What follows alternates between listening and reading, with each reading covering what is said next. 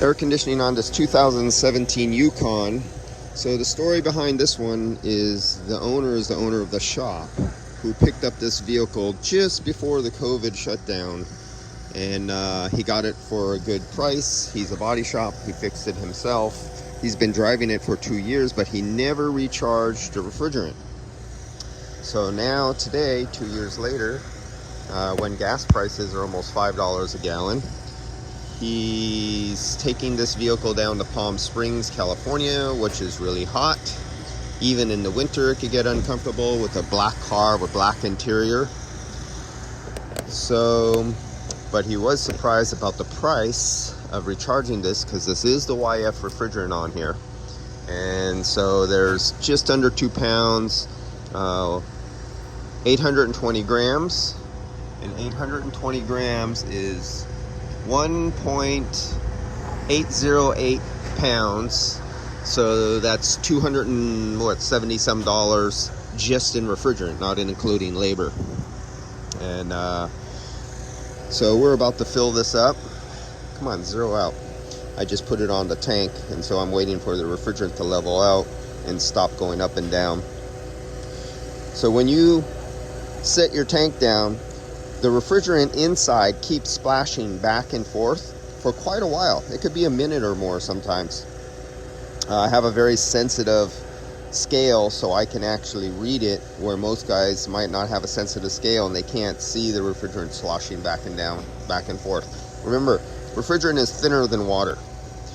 All right, so let's fill this up with 820 grams. This is a dual air conditioning system. It has an evaporator in the rear. So I will close down the vacuum. And why do I have auto lock on? Don't know. Get auto lock off. For some reason my auto lock focus just went on, and I don't know why. Alright, well, I'll skip that. Sorry guys, things are going to be out of focus because I don't know how to turn auto lock off. Come on. Maybe I turned it off now. Alright. And my gauge just timed out. So vacuum is off, low side is off. I already vacuumed out and cleaned out the hose. There's now a solid column of liquid inside this hose ready to go into the high side into the system. So I'll open up the refrigerant hose so it could bleed over to the open high side. And let's put in 820 grams. 1, 2, 3, go. There we go. And so 820 grams should take less than 60 seconds to fill up. If you properly did a good deep vacuum and you're using the refrigerant laws to your advantage, you do not need to start the car to fill the system. Okay, we're getting to 820, getting up there, 800, 820, right there. All right, so I'll turn this off.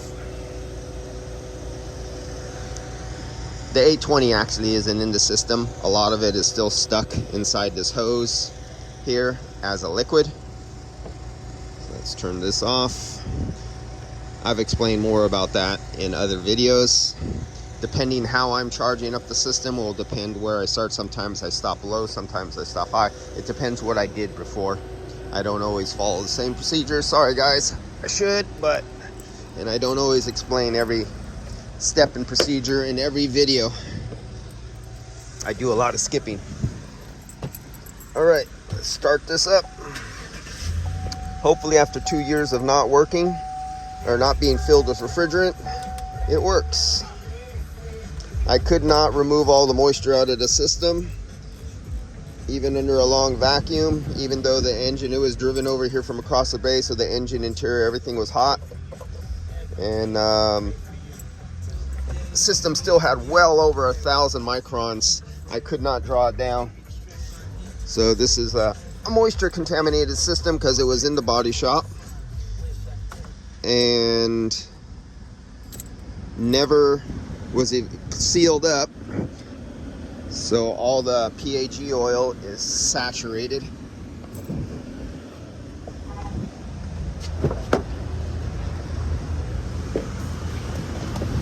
Make sure you want a heavy load on all your evaporators to get your true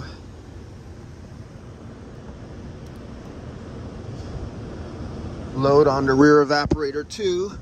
Otherwise, for you guys who read pressures, which mean absolutely nothing anymore almost, unless there's an extreme problem, without good airflow over your evaporators, your pressures don't mean shit. And with variable control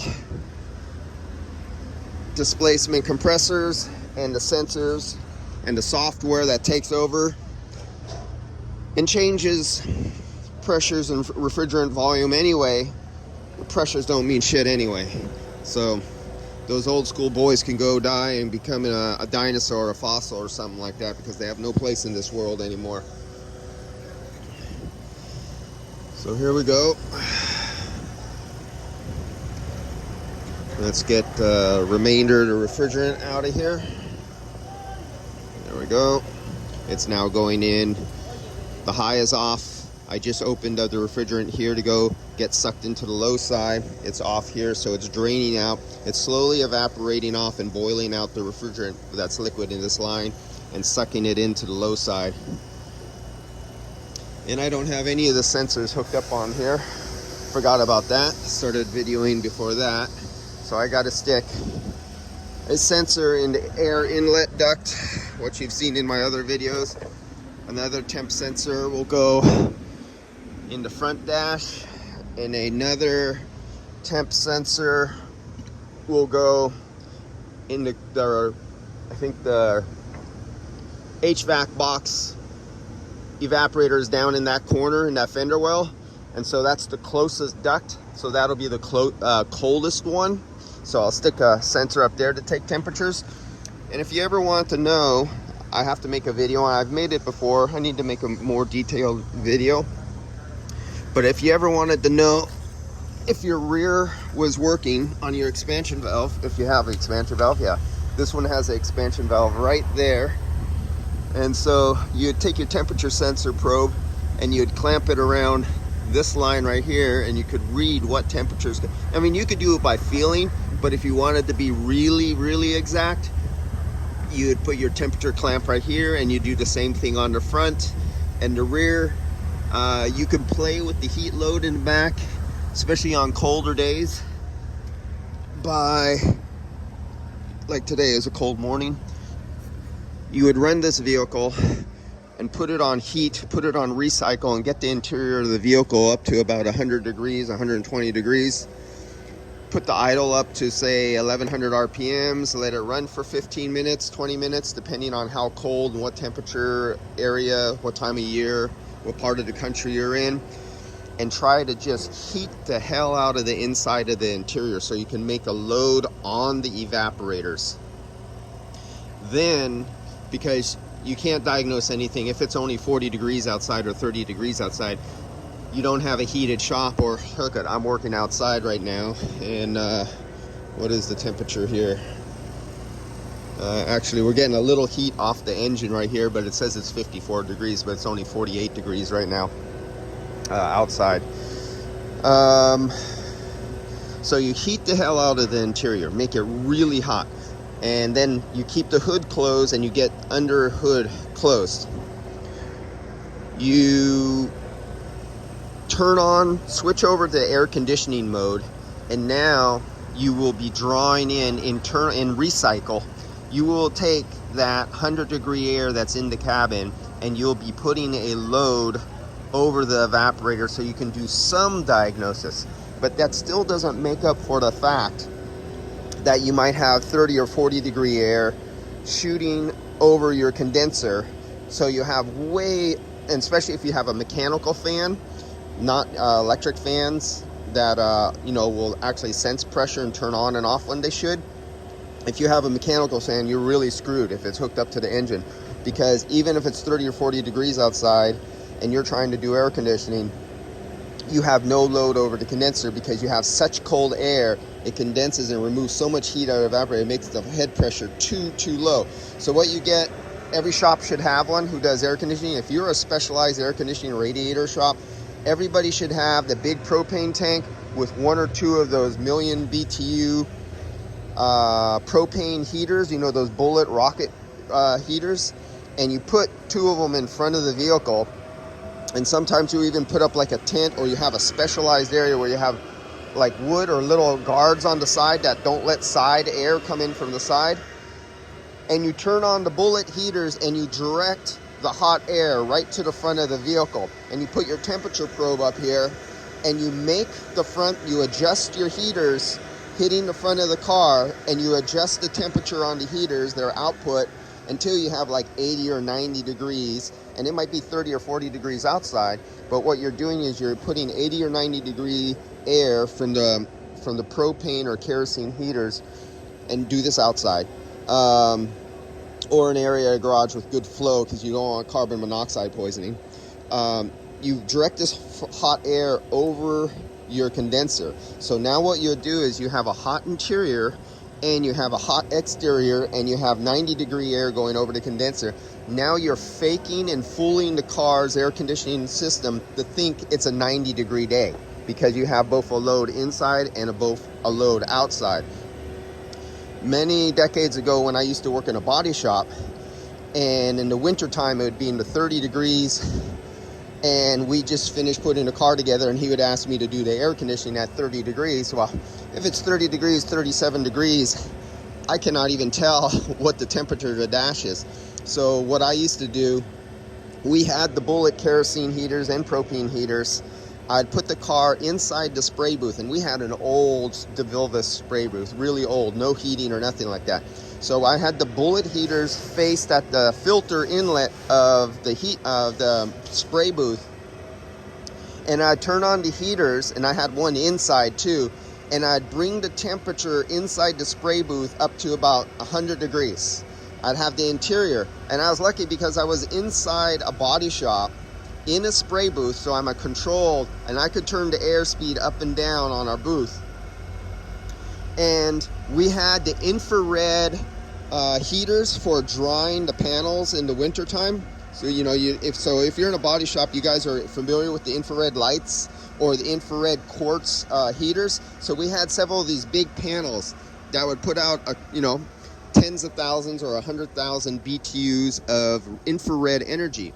And I'd take them, and I'd take one, and I'd put it over the front windshield and maybe the side windshields or back, and I'd throw infrared radiation through the windshield and heat up the interior of the car with our heating lights, with our quartz heating lights or infrared heating lights. So that would put an interior load in the wintertime when it's 30 or 40 degrees outside. So the car that I was charging in the body shop that I used to work at, the car thought it was 90 or 100 degrees in the winter time, because every body shop used to have, where we were, everyone had bullet heaters to keep their shop warm, and every body shop had infrared heaters for heating up your panels when you do a side of a car and you would spray and it's 30 degrees outside.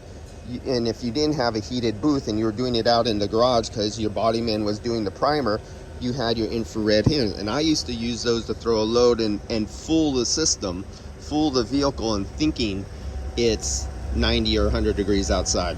Real simple to do. It's not rocket science. You just need some temperature and measurement gauges to make sure you don't overheat things and you can control it.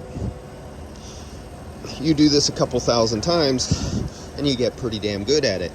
And you can properly recharge a car in the wintertime, because what you did was you just turned your booth into a controlled heating environment and cooling environment.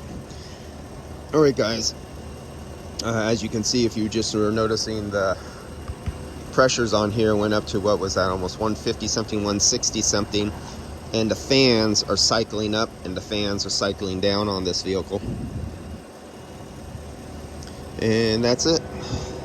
Just a little tidbit. Oh, and he's getting rid of, back to that, he got this for a good deal, but it uses so much gas now that we're $5 a gallon here in the San Francisco area, and he drives a lot and he has to commute back and forth to work, and he has kids and everything. But for this vehicle, basically what he spends in gas per month is a whole nother brand new car payment. So he's getting rid of this right now. All right, see you guys.